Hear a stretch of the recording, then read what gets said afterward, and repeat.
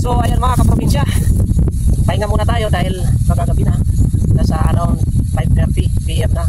So ayan mga kaprobinsya, pahinga muna tayo. Halos maghapon po tayong nagtatanim ng mais. Hindi pa rin natin natapos. Siguro nangalatian na kami ng papa ko ng pagtatanim ng mais. Ito po yung tamang timing, tamang pagkakataon na tayo ay makapagtanim ng mais dahil may isang linggo pong umuulan dahil po sa low pressure. Ngayon po sa Abadila, dahil po sa low pressure ay umulan. So ngayon maganda naman yung panahon. Pero basang-basa naman po yung lupa. Mabubuhay na po yung ating mga mais. Sigurado po mabubuhay na yung ating mga mais. Kaya ito yung pagkakataon na inaantay natin mga kaprobinsya. Ito yung ating mga alagang aso. Ito po si Ilien, kasi ito si Marimar. Si Luningning yung itim, umuwi na. Si Panday, si Kai, at si Rambo. Ito po yung ating alagang aso dito. Yung iba kasi dito yan. Dahil sa mais na makain ng itlog. Ayan po yung ating mga alaga. Alam nyo mga kaprobinsya, sa ibang lugar, lalo na po sa ibang bansa, kung mapag-uusapan natin, yung farmers mo ay yung nakakaangat sa buhay. Pansinin natin dito sa Pilipinas, sila po yung simpleng buhay, mahirap yung buhay dahil nga po sa mababa yung presyo. At sa tingin ko, yung nagiging problema, isa pa, yung kakulangan sa suporta ng gobyerno.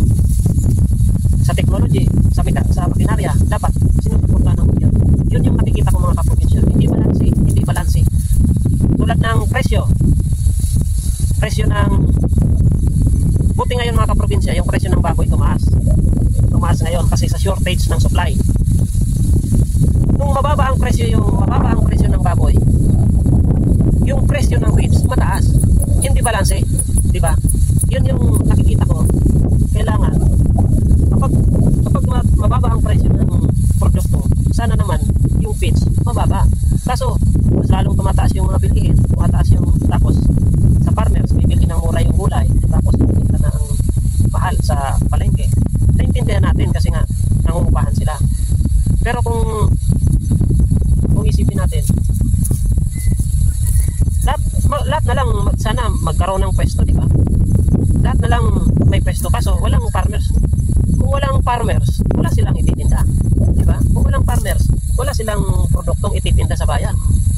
Kaya minsan, para hindi mo rin masisi, ganun talaga ang buhay. Diskarte nila yan eh. Bibilhin, parat. Ibig sabihin, minumura, binabarato eh. Kung sabihin, tawagin, barato. Mumurahin. Tapos ibibenta ng mataas. Hindi balanse.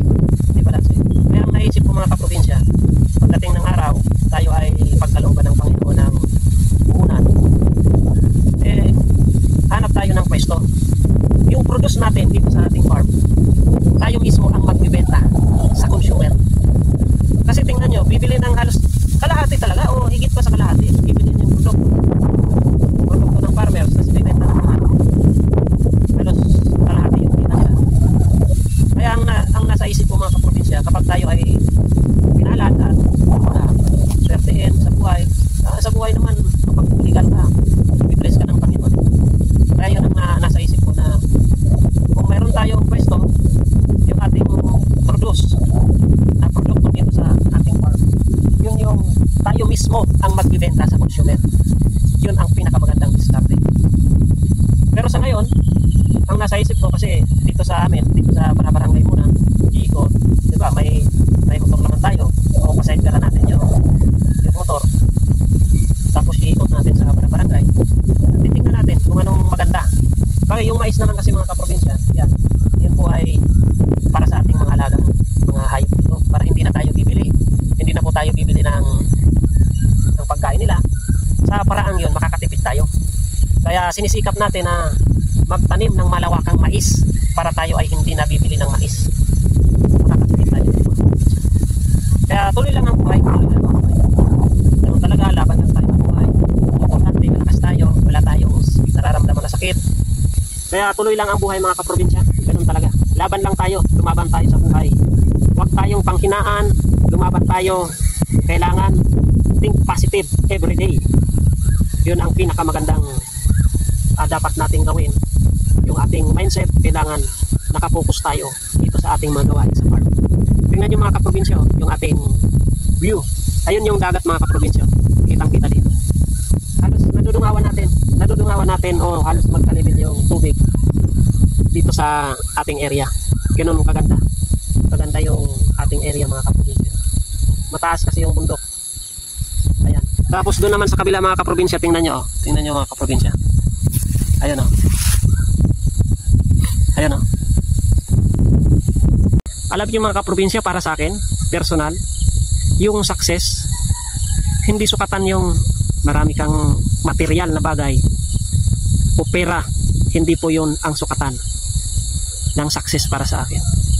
Yung success mga kaprobinsya ay peace of mind.